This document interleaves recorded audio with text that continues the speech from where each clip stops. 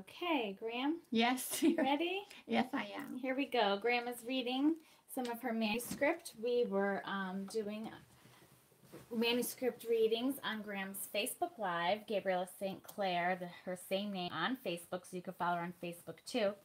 And we had already read some of her manuscript on her live Facebook feed, but now we are picking up where we left off on there and gonna do some live reading on her YouTube channel. So here we go. Graham, how you doing today? I'm doing good. Okay, Yeah. so please I'm like kind and of tired, but I'm okay. she's kind of tired, but she's okay. Yeah. So please like and share all of our videos. Give us a thumbs up if you like what you hear, or know anybody who might enjoy this. So go ahead, Graham. Yeah, the last time it was about John and Hank. These guys I met at a birthday party, and well, one guy was chasing me around, and I was playing spin the bottle with all these guys. And then you ended up hanging out with Hank's brother, right? Yeah. And then this is, I'm going to start this, but let me tell you what happened to Hank and John 30 years later. Last summer, I was in a restaurant with Nick, my boyfriend, having dinner, and Nick knew the waiter. They started talking about different guys they knew, and Hank's name came up, and I recognized it and didn't say anything. This waiter tells Nick how Hank is also a waiter there, and points to the section, like over there where he's working. There's Hank now, the waiter said. And we all looked. Well, did I get a shock of my life? Hank was as bald as an apple. His face had lost all its good looks. I just stared at him for a while, but didn't say anything. I just couldn't get over how much he had changed. I overheard Nick and the waiter say something about John. Now, Hank was the one that was gorgeous and good looking and, you know, whatever. Mm-hmm. And then John was the brother. Actually, John was called Cookie. His nickname was Cookie, yeah. I just couldn't get over how he had changed. I overheard Nick and the waiter say something about John and turned to listen, and I wish I hadn't. The waiter told Nick that a few years before, John had committed suicide. Hung himself. Jesus, how awful.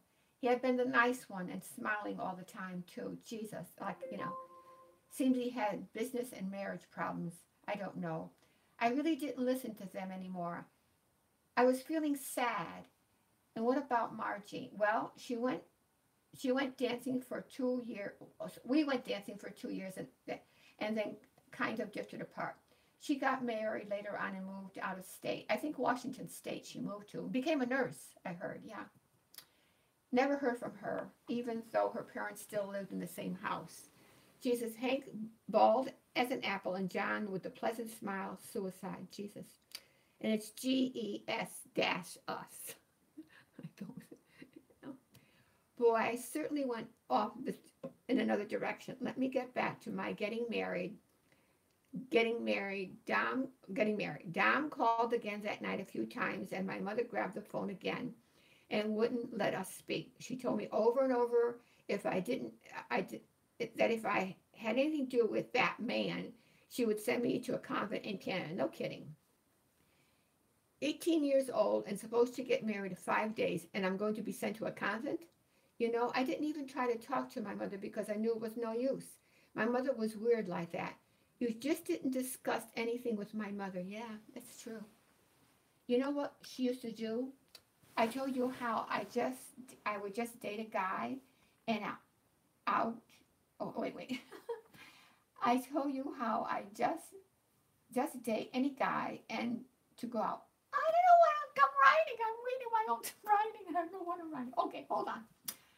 I told you how I could just date any guy and to go out. Yeah, I could go out. That's right. I could go out anytime, any guy, and go out at any time. I had no rules, no regulations. Even school time, anything like that, I could go. I could go roller skating when I wanted. I had no rules. Yeah. Well, that's the way it was. But she'd still pull the stupid thing on me every once in a while. Get a load of this. On a Saturday morning, she would do it on a Saturday morning. Out of a clear blue sky, she'd say, "You can't go out tonight." Jesus, how upsetting and confusing it was to me when she did this to me. Okay, I don't know what Okay. All day, I guess it goes. I come out. Okay, how can I go out tonight? Okay, I don't know what I'm writing right now. This is so funny. Oh, God, I can't tell all that. Okay, how come I can't? Oh, I say to her, how come I can't go out tonight? You just can't, that's all. But why? Did I do anything wrong? No. Then why can't I go out tonight? This will go on and on. I have a date. Oh, that's what it meant. I have a date. How come I can't go out tonight? It's spelt wrong. And this is why we're looking for a publisher and an editor, because Graham doesn't do punctuation. Well, which is perfectly okay. And I'm going to get up and just turn the light on really quick because it's not enough lighting in here. Yeah. Yeah, much better. No, but but I did the best I can. But this is my typist too, don't forget. Oh, it didn't matter if I was going out with a guy or Nancy or anyone else. She just said, she would just say, couldn't go out, and that was that. But Ma, why are you doing this? You say I haven't done anything wrong, but you. Maybe she just missed you, wanted to spend time with you. No, she was just proving just who was boss. No. Yeah, and you always do that. Maybe this. I know. I don't know why I always do that. Yeah, you. I do it. I should have been. What's the person with the scale? A Taurus? I don't know, but you always do that. What you just did. Yeah, yeah. Okay. It didn't matter if I was going out with any guy. Just okay. But Mom, why are you doing this? You say I haven't done anything wrong, but yet, just like that, you tell me I can't go out tonight. God, this used to kill me. And you know what she'd say next? Just to show you who's boss. That's why you have to stay home tonight. Mm. See, I didn't even read it, and I know it. Right. Yeah. Mm-hmm. Which was kind of like, I mean, it was confusing. Mm-hmm. Oh, wait till you read how she sat on my chest and told me she could beat me up. That's confusing. Jesus, can you understand that? I couldn't. So I'd call Nancy and tell her why what my mother was doing. If it was someone else I was going out with, I couldn't tell them what was going on.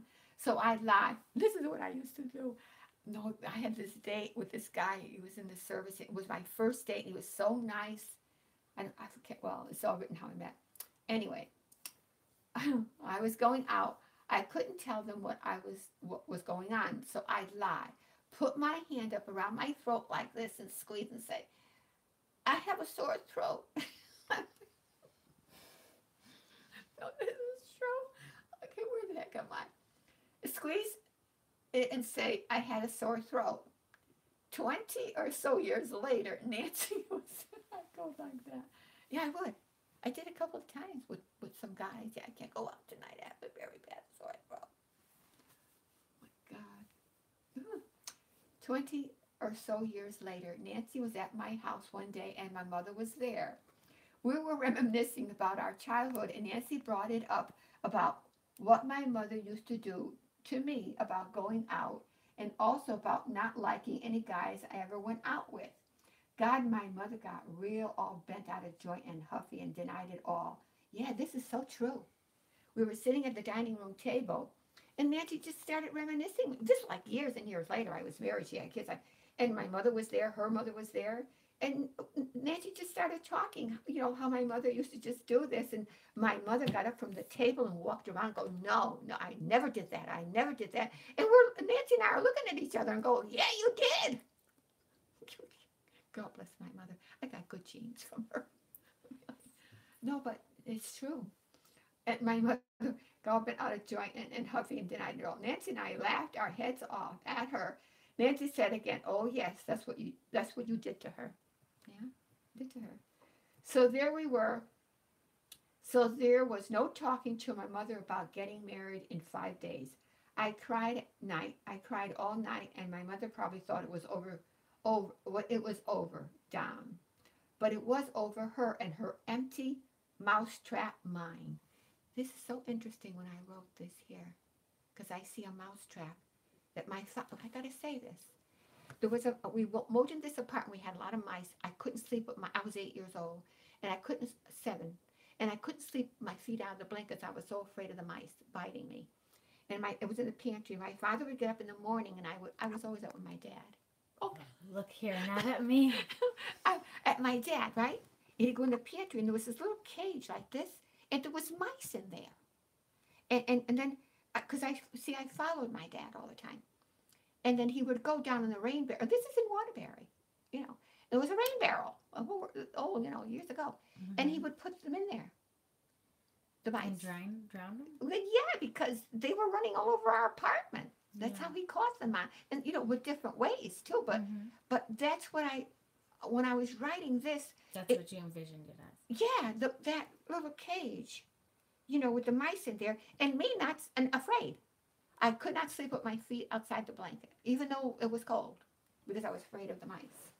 Well, I was a little girl, Okay, where was I? Mousetrap mine. Yeah, this is, yeah. Okay, mousetrap mine. A mousetrap is set to bait and put someplace to catch mice. Well, a mouse comes along and jars the trap. It goes off. The mouse runs away. What do you have but an empty mousetrap? You are not aware of this until you go back and check it. Ah, empty. And all along you thought it was working for you. All that time it was of no use to you. Empty mousetrap mine. I've met a lot of those throughout the years. Does that make sense, dear? Kind of. Yeah. Yeah, because you're awake and you're alive and you think you're doing something and you think your mind is doing, and it's empty. Yeah, that's it. What? Yeah, mousetrap mine. You're supposed to catch what's going on. Dom came up my house the next morning, and my mother was awful. She told me to stay upstairs, or I'd be sent to a convent in Canada. I was hurt for Dom. I was hurt for what Dom had done. I'm very tired right now, so I'm not reading. Let's just do a couple more minutes and keep them under 15. Yeah, because I'm tired. I was hurt for Dom, what Dom had done the day before, but realized that people do fight and couldn't understand my mother's attitude. Jesus, I loved Don and I was to marry him in 5 days. Why couldn't she have sat down with us and talked with us, helped us? But she spent hours on the phone canceling everything and calling people, telling them that there was going to be no wedding Saturday. Dom begged my mother to let him talk with me, and she told him I wasn't there, that I was gone. What Dom did next was so humiliating to me. He told my mother that we had done it. Oh. And there I am sitting on the stairs upstairs. Oh, I turned like a red hot poker through all of me, That's how he put it, had done it. I was upstairs listening to all this crap and too scared of my mother to come down. I got all hot and sick when he told my mother we had done it. I couldn't understand why he did that. Wild thoughts. Did he tell my mother this to let her know that we did love one another?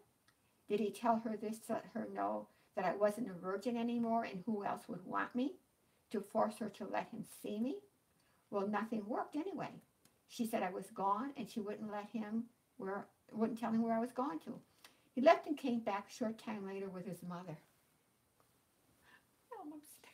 And now she knew we had done it. And back then, thank God there's no more virgins left. Is that difficult to say? I don't know. No. I think I said that to you girls one time. Oh, well, where am I? Brought his mother. There they are, down in the kitchen, crying and begging my mother to let them get in touch with me. And no way, my mother had made up her mind and didn't matter what other people wanted. And me upstairs crying and not coming down because I knew it would be of no use talking to my mother. No use at all. She had made up her mind. There wasn't going to be a wedding for Dom and me, and that was that. Jesus, but I had to get away from my mother. So when they left, I came downstairs and told my mother, and, okay, wait, my mother, okay, where am I? So when they left, I came downstairs, told my mother that I didn't want to stay around there. I wanted to go to Canada. My mother jumped at the idea and insisted on coming with me. Ah! God, I hated her for that. There I had been, ready to get married, and she was to come on the bus with me to Canada. I wanted to get away from her the most. I tried to tell her I could take a bus to Canada alone and didn't want her to come. But what was the use? So Mommy takes her little girl and hides her in Canada. We went over to her brother's, and again, it made me feel stupid. Okay, I think we should stop there. Okay, made me feel stupid. Yeah, because then I feel like we're going on to the next chapter. Yeah, stupid, stupid, stupid.